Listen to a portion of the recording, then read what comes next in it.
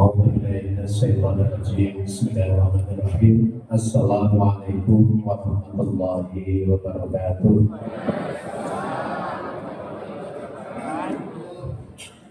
Jadi saya berterima kasih kepada Bapak Ibu semua di Dinas Pendidikan ini, Bapak Ibu guru.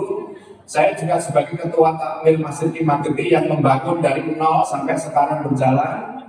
Saya sebagai Ketua Pembangunan dan sekarang sebagai Ketua Takmir mengucapkan terima kasih kepada penjenengan semua. Dalam rangka membangun Masjid Imam Gede itu sumbangan yang terbesar adalah dari para guru di Dinas Pendidikan dan Kebudayaan. Atas nama Takmir, Ketua Pembangunan dan Pemerintah Kabupaten saya berterima kasih kepada penjenengan semua. Jadi edukasi penjenengan dari wong sedherek ora enek, mergo catatan yang kami bawa paling besar sumbangan adalah dari Dinas Pendidikan Tipora. Nah, sumbangan dari penjenengan itu totalnya ada 1, dari seluruh Kabupaten Magetan ada 1,5 miliar. Padahal bangun Masjid Imam Gede itu habisnya 3,5 miliar. Sumbangan dari penjenengan sudah separuhnya, hampir separuhnya. Jadi terima kasih Bapak Ibu semuanya. Kita lanjut ke sini. Memaafkan yang ketiga sini nih wong takwa. Jadi wong sing bisa memaafkan itulah orang yang sampai kepada tujuan minal ain minal faid, mencapai kemenangan. Lanjutnya Mas.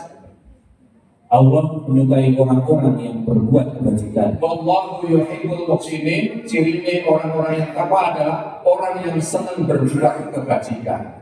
Bapak Ibu semuanya, memaafkan niku menurut penjelasan enteng apa buat sholat, enteng apa buat memaafkan dengan sholat itu berat mana? Kenapa jenengan yang sholat enteng apa makan maafkan padahal jenengan tidak tahu fadilah memaafkan? Coba buka surat Al-Maidah ayat yang 46. Fadilah memaafkan supaya jenengan nanti punya semangat untuk memaafkan. Karena itu tujuan puasa kita dan sekarang ini puncaknya kita memaafkan. Dan kami telah tetapkan terhadap mereka di dalamnya atau bahwasanya jiwa dibalas dengan jiwa. Dulu Bapak Ibu di dalam Taurat kalau bunuh itu boleh balas bunuh dulu. Mata dengan mata. Kalau nyulek itu boleh nyulek balasnya dulu tadi. Hidung dengan hidung. Nah, jimpas oleh balas jimpas dulu tapi. Telinga dengan telinga. Cewek oleh balas cewek. Gigi dengan gigi. Nah, nonjok oleh balas jolok tapi dulu. Dan luka-luka pun ada kisosnya. Nah, luka-luka di graut oleh balas luka-luka graut boleh bisa. Barang siapa yang melepaskan yang kisosnya. Nah, oleh balas siapa yang tidak membalas, melepaskan kisos atau memaafkan.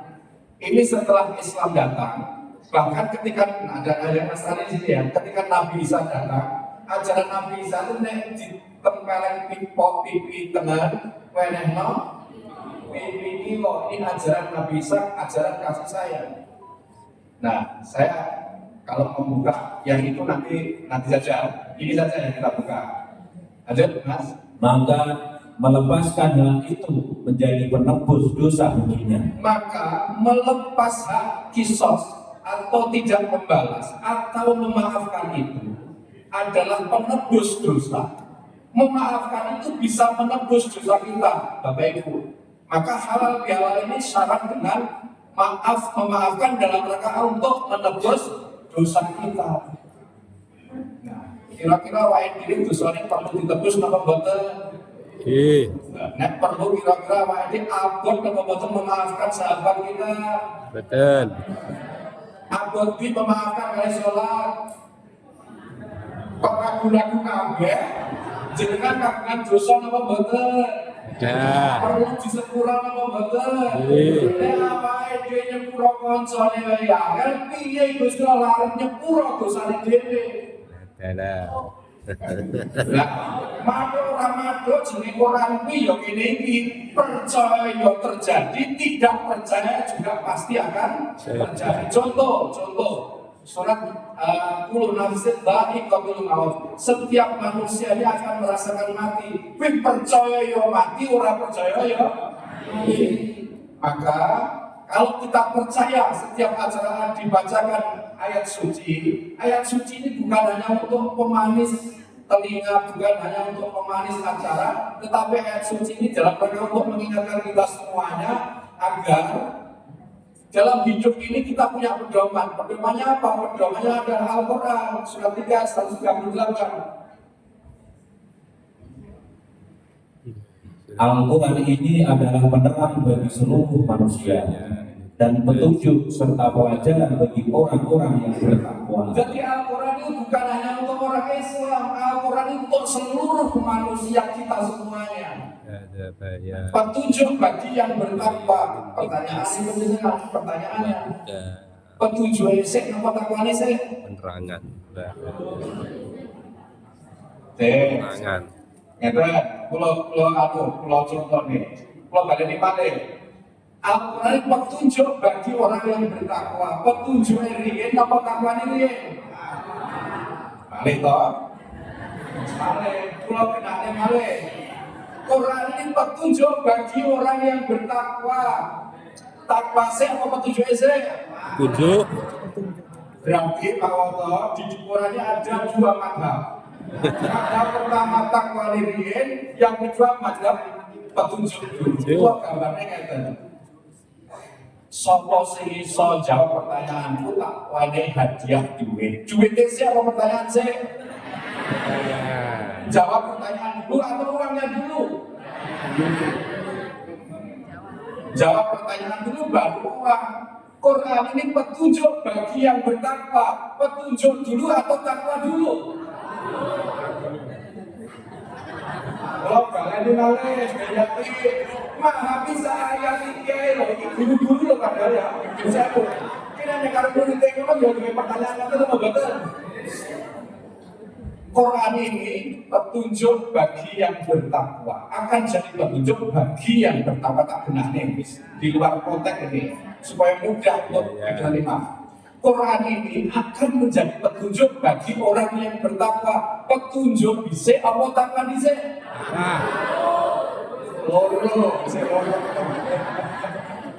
Duit saya apa jawab pertanyaan saya? Kalau contoh ini sih gampang ada, sing sepuh-sepuh ini mesti ngertos. Jenengan yang bakal untuk wangsit, pengen wangsit, jenengan tirakat sih, poso sih apa wangsitnya bisa? Nah, itu maksudnya. Jadi apa dia harus itu petunjuk dari Allah, harus pengen itu wahyu dari Allah, dan pengen menang, pengen siratal mustaqim itu diberikan kepada kita harus melakukan ketakwaan dulu. Harus takwa apa? Siji seneng sedekah, omah, entengan, menahan amarah. terus kemudian Menahan amarah. Orang gampang asu, orang gampang cungketan. Ada yang sedikit cungketan ya kan? Ada yang kecil sini terus sebenarnya ya kan? Nah, kira yang terkawang ya. Nah, yang aku tahu. Dan kalau itu berarti puasanya berhasil apa betul? Dan kalau menang apa kalah? Alhamdulillah kalau tahu benar ngerti sih. Sehingga nomor telu pemaaf itu tadi kalau kita mau memaafkan maka Allah akan mengampuni dosa-dosa kita dan Allah akan menjadi penebus dosa kita. Kemudian orang yang senang berbuat baik, berbuat baik kepada siapa? Surah 22 ayat 87. Berbuat baiknya kepada siapa? Ada bayar. 22 87. 22. Oh, Pakai dah. maaf. Oh iya, sorry maaf. 22 maaf, agak lupa. Kadang mikir sirkuit Pak Foto ya lari kadang. Berbuat baik kepada semua orang bukan hanya atau surat 4 ayat 36 saja. Surat 4 ayat 36 berbuat baiknya urutannya menurut Allah seperti ini. Monggo. Sembahlah Allah dan janganlah kamu mempersukainya dengan sesuatu pun, dan berbuat baiklah kepada dua orang tua ibu bapak. Nah, berbuat baik itu urutannya pertama kepada ibu bapak kita. Yang kedua, karib kerabat, dulure dhewe. Yang ketiga, anak-anak yatim, anak yatim. Yang keempat, orang-orang miskin, orang miskin. Yang kelima, tetangga yang dekat. tetangga yang dekat. Iki sing cedek bisa apa sing ada bisa sing jenengan teri dekat. Yang banyak terjadi tonggone gandeng omah, apa sing ada bisa silaturahim ini jenengan ada bisa apa sing cedek omah. Paling ora apa-apa seperti kabeh, paham lanjut. Dan tetangga yang jauh, Nah, tetangga yang jauh. teman sejawat, Teman ilmu sejawat, sabil, dan hamba sahaya.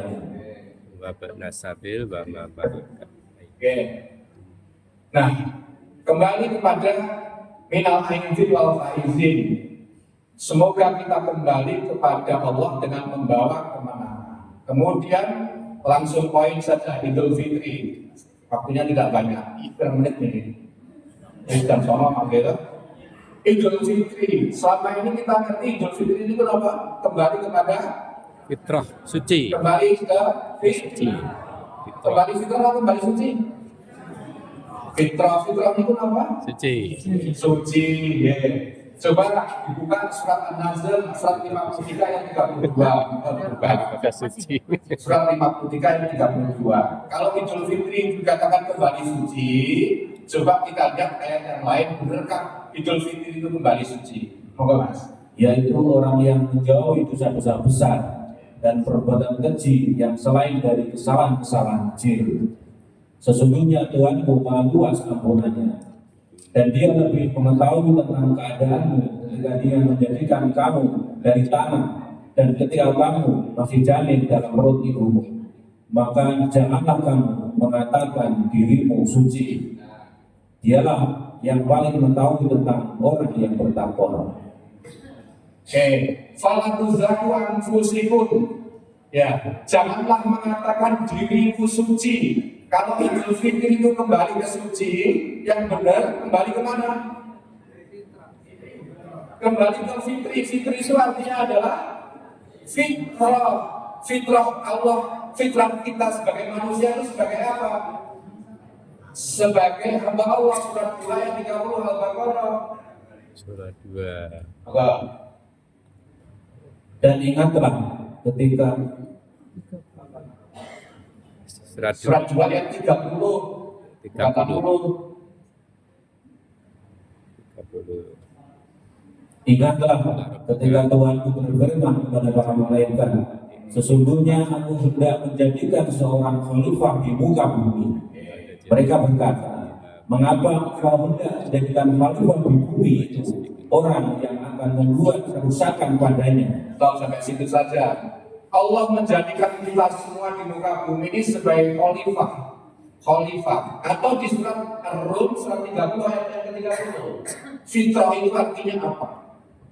Kita fitrah kita ini sebagai khalifah di muka bumi ini. Khalifah itu artinya adalah bukan hanya pemimpin. Khalifah itu sebagai kepanjangan tangan Allah di muka bumi ini. Ada. Maka hadapkanlah wajahmu dengan lurus kepada agama Allah. Tetaplah atas fitrah Allah Tetaplah atas fitrah Allah terhadap agama yang lurusnya Allah itu. Lanjut. yang telah menciptakan manusia menurut fitrah itu. Tidak ada perubahan pada fitrah Allah. Itulah agama yang lurus, tetapi kebanyakan manusia tidak mengetahui. Tetaplah ada fitrah Allah terhadap agama Allah yang lurus. Tugas kita sebagai khalifah untuk sebagai kepanjangan tangan Allah Subhanahu wa Ta'ala. Kalau misalkan Pak Woto ini sebagai kepanjangan tangan bupati, berarti Pak Woto ini dipercaya menjalankan tugas-tugas Pak Bupati. Dulu Pak Bambang sebagai sekda, sebagai kepanjangan tangan bupati, menjalankan tugas-tugas bupati yang dilaksanakan oleh Pak Sekda.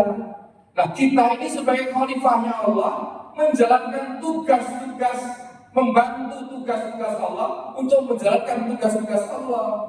Nah, tugas Allah yang perlu kita bantu apa? Surat yang ayat kursi, yang biasanya ayat kursinya ini tinggalnya. Surat 2 ayat 255 ayat kursi ini. Tugas Allah diantaranya adalah ini. Allah tidak ada Tuhan yang berhak disembah melainkan Dia yang hidup kekal lagi terus menerus, mengurus makhluknya, tidak mengantuk dan tidak tidur. Ini bahasa saya minjem bahasa teman-teman Nasrani. Ya, teman-teman Nasrani itu melayani Allah katanya. Oke, ada yang Nasrani mana? Ada? Melayani Tuhan, ya. Melayani Tuhan. Sebetulnya sama. Kita ini sebagai khalifah, sebagai kepanjangan tangan Allah, tugas kita adalah melayani Tuhan, melayani Allah dalam tanda kutip. Tugas Allah yang kita layani apa? Allah tidak pernah mengantuk, tidak pernah tidur, terus-menerus mengurus makhluknya. Berarti mengurus makhluk Allah itu bagian dari melayani Allah Subhanahu wa Ta'ala. Walaupun secara hakikat Allah tidak perlu dilayani, Allah Maha segalanya. Nah, maka Dipora mendidik anak dari kecil sampai tuntas pendidikan ini bagian dari persiapan kita, generasi-generasi kita. Di antara surat 4 ayat 9, surat An-Nisa. Ini tugas penjenengan semua sebagai pendidik, mempersiapkan generasi-generasi yang merupakan juga tugas-tugas dari Allah yang perlu kita laksanakan. Moga. Dan hendaklah takut kepada Allah orang-orang yang seandainya meninggalkan di belakang mereka anak-anak yang lemah. Nah, anak-anak DWT dibiarkan menjadi anak yang lemah. Ini tugas-tugas penjenengan untuk mendidik mereka agar anak cucu kita tidak menjadi lemah. Jadi ngajar itu termasuk ibadah. Apa betul? Ibadah. Nah, tugas saya sebagai kepala PU menyiapkan infrastruktur sarana prasarana juga yang menjadi kebutuhan. Jenengan yang ngajak lewat jalan apa betul? Lewat jembatan, lewat kali namanya belum. Dalam rangka mengurusi kebutuhan makhluk-makhluknya Allah untuk mengajar, untuk ke pasar, untuk ke rumah sakit, untuk ke masjid melalui infrastruktur, ini juga bagian dari tugas saya dalam rangka mengabdi kepada Allah Subhanahu wa Ta'ala. Jadi apapun profesi kita Bapak Ibu, tidak ada yang tidak bernilai ibadah. Apapun yang menjadi tugas kita bisa kita wujudkan menjadi tugas ibadah kita sehari-hari. Maka nek secara pakaian perusahaan kerja adalah ibadah, itu nek diniatkan kita melayani Allah Subhanahu wa Ta'ala di dalam tugas kita masing-masing. Jadi tidak ada salah satu profesi kemudian merasa dirinya paling hebat, salah satu keahlian merasa dirinya paling hebat, tidak ada. Karena semua tugas kita ini adalah sama-sama dalam rangka melayani Allah Subhanahu wa Ta'ala. Nah, di dalam melayani, dalam berinteraksi ini pasti banyak kekhilafan, pasti banyak hal-hal yang juga harus dikomunikasikan, dan kadang-kadang komunikasi itu menjadi kendala bagi kita, dan kemudian ada masalah sehingga kadang-kadang salah komunikasi baik terus nyatu yang selama ini, yang komunikasi yang selama ini tersumbat, hari ini mari kita halalkan, mari kita ikhlaskan untuk saling memaafkan. Dan kata Allah Subhanahu wa Ta'ala dalam hadis qudsi yang diriwayatkan oleh Abu Daud dan Tirmizi, Allah mengatakan, aku adalah Ar-Rahman dan aku menciptakan rahim, silaturahim itu dari namaku. Yang rahim itu kemudian diberikan kepada ibu-ibu mengandung di dalam rahim itu, nama rahim itu dari nama Allah yang Ar-Rahman, Ar-Rahim. Siapa yang menyambung silaturahim, maka Allah akan menyambung rahmatnya. Dan siapa yang memutuskan tali silaturahim, maka Allah akan memutus rahmatnya dari kita semuanya. Untuk itu, mari hari ini kita bersama-sama menjalin silaturahim kita, saling menghalalkan apa yang terjadi selama ini. Mari kita kenalkan. Yang terakhir sebagai kesimpulan, janganlah kita menghapus persaudaraan atau silaturahim karena sebuah kesalahan, tapi hapuslah kesalahan untuk menjaga silaturahim di antara kita semua. Demikian, terima kasih. Assalamualaikum warahmatullahi wabarakatuh.